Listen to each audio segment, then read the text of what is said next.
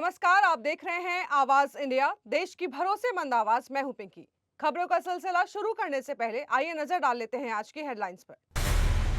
प्रधानमंत्री मोदी ने इजराइल दौरे में आतंकवाद के खिलाफ अपनाया कड़ा रुख, कहा आतंकवाद किसी भी हाल में स्वीकार नहीं। एआई समिट विरोध मामले में दिल्ली पुलिस ने यूथ कांग्रेस के आरोपियों की मांगी 5 दिन की रिमांड। महाराष्ट्र के पूर्व उप मुख्यमंत्री अजीत पवार की विमान दुर्घटना की होगी सीआईडी जांच। द केरल स्टोरी 2 की रिलीज पर हाई कोर्ट ने लगाई रोक। और रश्मिका मंदाना और विजय देवरकोंडा ने उदयपुर में की शादी, दोनों रिवाजों का किया सम्मान। अब खबरें विस्तार से। प्रधानमंत्री नरेंद्र मोदी ने अपने इजराइल दौरे के दौरान आतंकवाद के प्रति कड़ा रुख अपनाया है। उन्होंने कहा है कि आतंकवाद को किसी भी हाल में स्वीकार नहीं किया जा सकता और भारत तथा इजराइल मिलकर आतंकवाद और उनके समर्थकों के खिलाफ मजबूती से खड़े रहेंगे। प्रधानमंत्री ने यह बयान इजराइल की धरती से देते हुए इसे पाकिस्तान के लिए कड़ा संदेश भी माना जा रहा है। प्रधानमंत्री मोदी ने इजराइल में शांति और स्थिरता को भारत के सीधे हित से जोड़ते हुए कहा है कि भारत हमेशा संवाद और शांतिपूर्ण समाधान की वकालत करता रहा है। उन्होंने गाजा पीस प्लान का भी स्वागत किया और क्षेत्रीय एवं वैश्विक मुद्दों पर इजरायली नेतृत्व के साथ विस्तार से चर्चा की। प्रधानमंत्री मोदी ने अपने और भारतीय प्रतिनिधिमंडल के गर्मजोशी भरे स्वागत के लिए इजरायली प्रधानमंत्री बेंजामिन नेतन्याहू का धन्यवाद किया। उन्होंने कहा है कि 9 साल पहले इजराइल की यात्रा करने वाले पहले भारतीय प्रधानमंत्री होने का सौभाग्य उन्हें प्राप्त हुआ था और एक बार फिर यहां आना गर्व और भावनात्मक अनुभव है। दोनों देशों ने अपने संबंधों को स्पेशल स्ट्रैटेजिक पार्टनरशिप का दर्जा दिया है। पीएम मोदी ने व्यापार, टेक्नोलॉजी और रक्षा क्षेत्र में सहयोग को और मजबूत करने की योजना साझा की है। उन्होंने यूपीआई के इजराइल में इस्तेमाल, transfer of technology, joint production और भारत में सेंटर ऑफ एक्सीलेंस और विलेज ऑफ एक्सीलेंस को बढ़ाने की योजना का भी उल्लेख किया है। सुप्रीम कोर्ट द्वारा कक्षा 8 की एनसीईआरटी सोशल साइंस किताब के विवादित चैप्टर पर स्वतः संज्ञान लेने और सुनवाई करने से संबंधित है।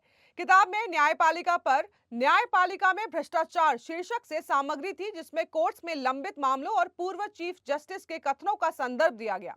मुख्य न्यायाधीश सूर्यकांत, जस्टिस जॉय माल्या बागची और जस्टिस विपुल एम पंचोली की बेंच ने सुनवाई की। सीजेआई ने कहा है कि यह किताब न्यायपालिका की गरिमा को नुकसान पहुंचाने वाला जानबूझकर कदम प्रतीत होती है। उन्होंने शिक्षा विभाग से माफी मांगी, लेकिन केवल माफी पर्याप्त नहीं और किताबें वापस लेने और ऑनलाइन सामग्री हटाने का आदेश दिया।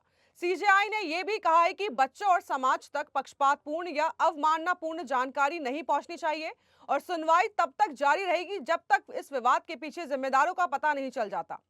सार में सुप्रीम कोर्ट ने शिक्षा सामग्री में न्यायपालिका की भूमिका को सही ढंग से प्रस्तुत करने और भविष्य की पीढ़ियों के लिए जिम्मेदारी सुनिश्चित करने पर जोर दिया है।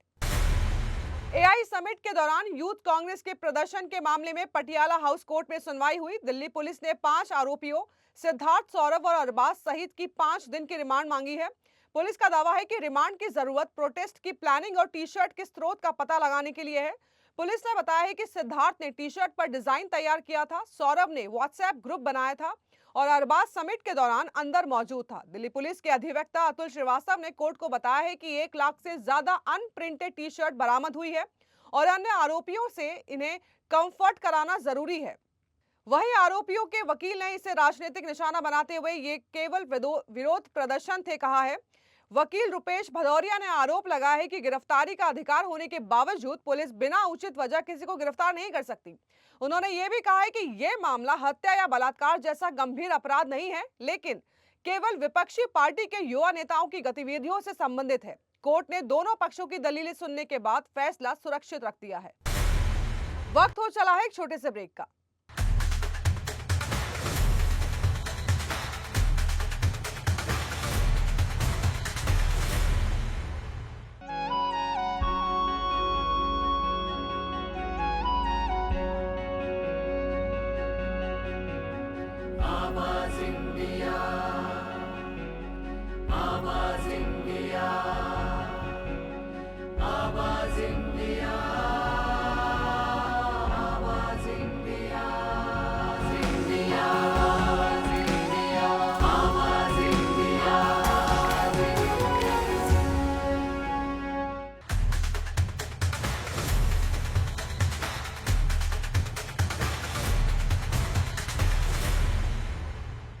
ब्रेक के बाद आप सभी का स्वागत है। बढ़ते हैं अगली खबर की ओर। महाराष्ट्र के पूर्व उप मुख्यमंत्री अजीत पवार की विमान दुर्घटना को लेकर सीआईडी ने कहा है कि ये घटना दुर्घटना है या साजिश, इसकी हर पहलू से जांच की जा रही है। सीआईडी के अपर पुलिस महानिदेशक सुनील रामानंद ने स्पष्ट किया है कि अगर जांच में हत्या, लापरवाही या फिर किसी प्रकार का आपराधिक कृत्य सामने आता है तो एफआईआर दर्ज कर विधिवत कार्रवाई की जाएगी। जांच में कई एजेंसियां शामिल हैं और विमान दुर्घटना अन्वेषण ब्यूरो यानी कि एएआईबी की रिपोर्ट का इंतजार है, जिसे सीआईडी की जांच में शामिल कर अंतिम निष्कर्ष निकाला जाएगा।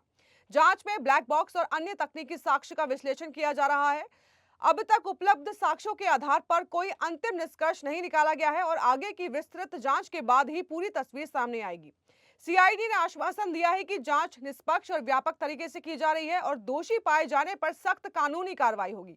इस बीच राष्ट्रवादी कांग्रेस पार्टी शरद पवार गुट के विधायक रोहित पवार ने प्रशासन पर आरोप लगाते हुए कहा है कि दुर्घटना के 25 दिन बाद भी आपराधिक पहलू की जांच नहीं की जा रही है।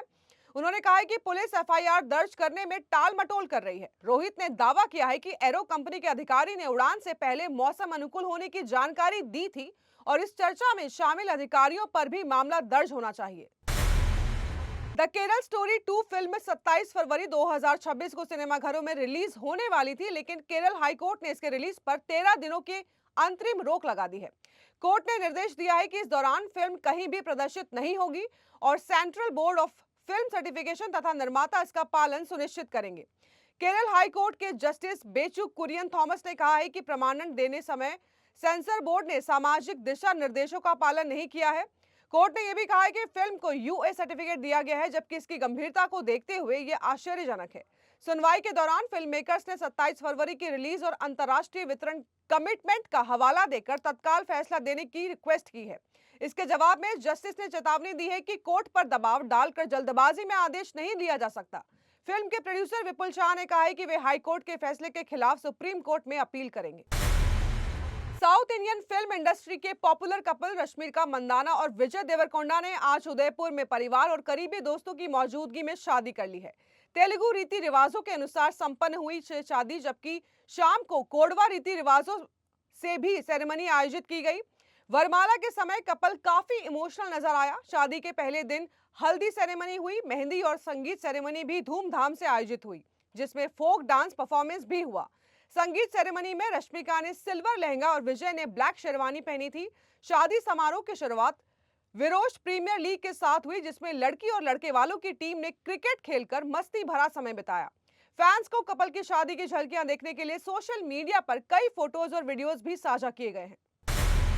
तो देश और दुनिया की बड़ी खबरों में फिलहाल के लिए इतना ही। जुड़े रहिए आवाज इंडिया के साथ, जल्द होगी मुलाकात। तब तक के लिए नमस्कार।